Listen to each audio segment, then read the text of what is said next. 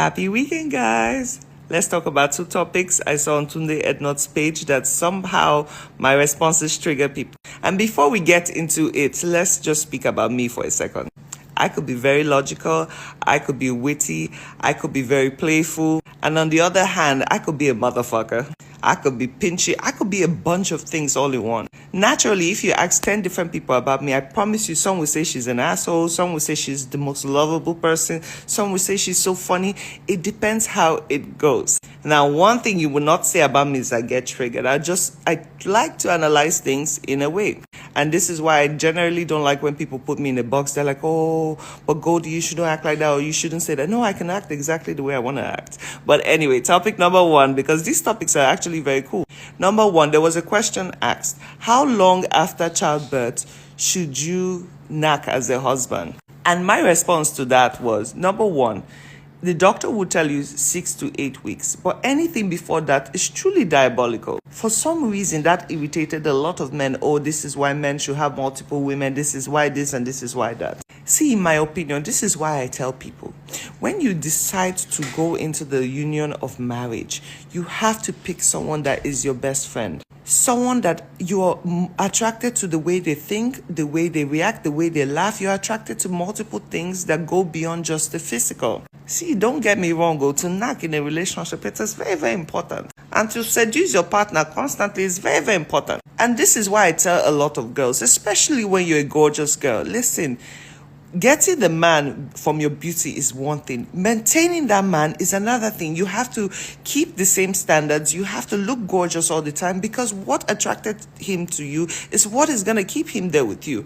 And apart from the physical appearance, you have to also be a little smart, have conversations, banter with your G, have discussions that make you guys happy.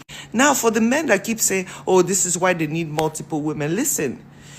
Only every woman will not know what happens to a woman's body after having children. The only people who know what happens to a woman's body are those who have gone through pregnancy and delivery.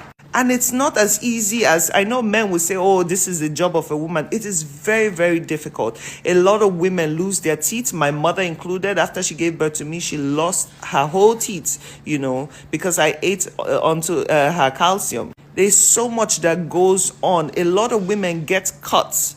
Like me, for example, I got cut. So I'm sorry, you just gave birth, your body is running crazy. You have a cut right there. You can't even sit comfortably to pee. So I promise you, the last thing you're thinking about is having intimacy. And most of you don't even take into consideration that when you're pregnant, all your organs are literally shifted up, and it takes time for the body to put things back into the right places, right?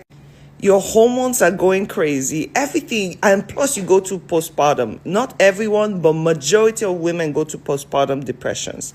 It's not like your man is not treating you well, or things are bad, or you have a crying baby. No, sometimes your body is just going crazy.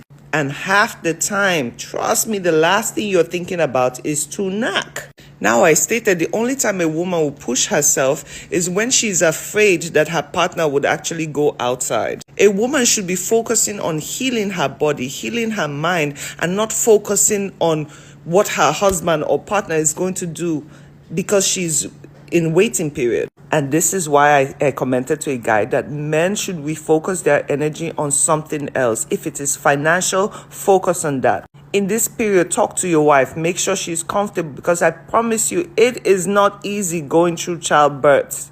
If you do not marry your best friend, you're going to subdue her to rushing and probably injuring herself in the process just to please you. And that is selfish. I am sorry, that is completely selfish. And of course, this is a topic that can go deeper, because apparently some people really don't get it. There are some men that will wake up and tell their women to cook a whole pot of soup the day after they gave birth. Like, are you okay? Are you normal?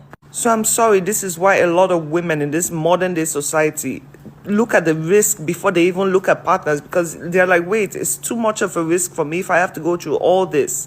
Now, topic number two. Now, there was a lady who came and stated her standards. Remember, everyone has the right to their own standards. What works for me would not work for you. If I tell you what it takes to become me, trust me, majority of you can't handle it. And vice versa. I can look at somebody and say, oh my God, you're so successful, you're doing well in life.